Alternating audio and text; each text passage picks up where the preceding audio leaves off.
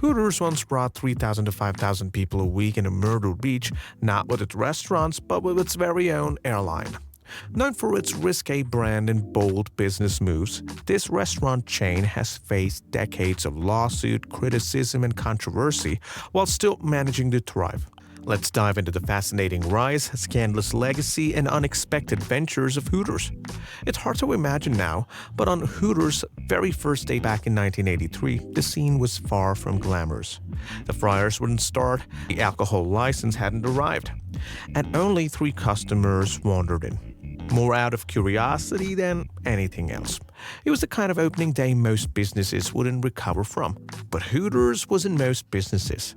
Just a year later, the same restaurant that had limped through its launch was suddenly making headlines during the 1984 Super Bowl.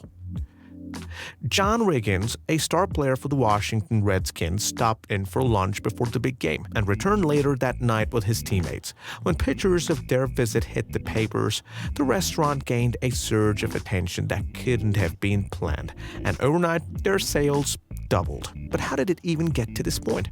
For that, we need to rewind. The story starts with 6 friends in Clearwater, Florida, who had no experience running a restaurant. What they did have, however, was a bold idea, a vision of the ultimate hangout spot. Yet turning that vision into reality wasn't just going to be easy. After all, they'd chosen a location infamous for failure, a building locals believe was cursed because every business that opened there had gone under. It wasn't just a risky venture, it seemed doomed from the start. To fight the so-called curse and convince people to give their new concept a shot, the founders turned their attention-grabbing, if slightly bizarre, marketing tactics. One of their stunts involved spray painting Hooters on a half-sunken boat that could be seen from the street. Another saw someone dressed in a chicken suit running around the nearby streets to draw curious eyes towards the restaurant. What these curious newcomers discovered was something completely different from any other restaurant at the time. Big-screen TVs played non-stop sports, cheap drinks flowed freely, and flavorful chicken wings were on every table. But the real centerpiece of the brand, the thing that made it stand out, was the Hooter girls. These young, attractive servers, in their now iconic orange shorts and fitted white tank tops, became the face of the restaurant, embodying its cheeky, carefree image.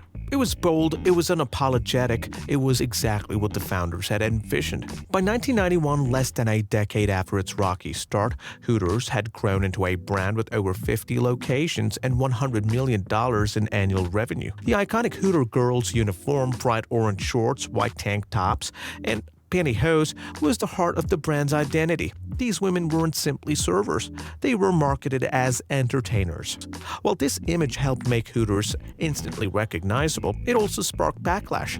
Critics called it sexist and outdated, while lawsuits accused the company of discriminatory hiring practices. For Hooters, the uniform symbolized boldness and fun, but for others, it represented a culture of objectification that would follow the company for decades. In 1997, 3 men sued Hooters for gender discrimination after being denied server roles. The company defended itself by claiming that being female was a bona fide occupational qualification for the job, arguing that Hooter girls were entertainers, not just servers. The lawsuit was settled for $3.75 million, but the uniform and what it represented kept Hooters in the spotlight for years to come.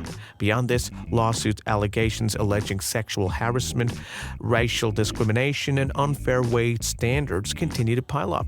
Yet despite the backlash, Hooters leaned into its image, turning controversy into marketing fuel. It was a risky but undeniably effective strategy. A Michigan Hooters came under fire in 2010 when a waitress alleged she was placed on weight probation and told to lose weight or risk being fired. In another shocking case, a black employee was fired for wearing blonde highlights, which her manager deemed unnatural for her hair. She eventually won a $250,000 settlement. Even the uniforms have sparked outrage. In 2021, Hooters introduced new shorts that many employees compare to underwear. Waitresses took to TikTok to voice their frustration with one viral video declaring they're not shorts, they're underpants. The backlash was swift, flooding social media with criticism that the company had gone too far. In response, Hooters allowed employees to choose between the old and new designs. While this softened the uproar, it reignited larger debates about the hypersexualization of workers. Studies have shown that women in such environments often face higher rates of anxiety, depression, and body shaming, raising questions about the toll workplace standards take on mental health. But if you thought the controversies surrounding Hooters were confined to the restaurant, well, think again. In 2003, Hooters decided to take its bold, risque brand to the skies with Hooters Air. Yes, a restaurant chain known for wings and orange shorts thought launching an airline was the next logical step. Based in Myrtle Beach, South Carolina, their planes were painted with the signature orange branding, and every flight included a surprising twist. Two Hooter girls were on board to entertain passengers with trivia games, singing, and even photo ops. But here's the question. Could a brand built on playful restaurant vibes actually succeed in the highly competitive airline industry? The Hooter girls weren't flight attendants. The safety and service duties were handled by professional FAA-certified staff. Their job was purely to bring Hooter fun and cheeky vibes to the sky, even at 30,000 feet. At first, Hooter Air attracted passengers with its novelty and low fares, charging a flat rate of $129 per flight. Hooters Air wasn't just a business venture. It was a personal project for Bob Brooks, the chairman of Hooters at the time. He believed it could revitalize tourism in Myrtle Beach and other underserved cities. Despite the initial buzz, Hooters Air faced challenges right out of the gate. Launched during the airline industry's recovery from 9/11, many passengers were hesitant to fly. After 3 years and a massive $40 million in losses, the airline shut down in 2006. Hooters, once a cultural phenomenon, has struggled to maintain its relevance. These newer breastaurants offer the same concept with modern twists, even sparking lawsuits, such as when Hooters sued a former CEO for allegedly stealing trade secrets to join Twin Peaks. Meanwhile, changing public attitude haven't helped. In 2017, Hooters launched Hoots, a family-friendly spin-off with reserved uniforms, and leaned into delivery to appeal those unwilling to visit in person.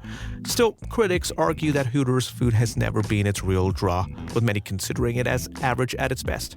The chain's workplace practices have also fueled its decline. Numerous lawsuits alleging unwanted advances, toxic environments, and even surveillance of employees, like a 2004 case where over 40 women were filmed changing during interviews without consent.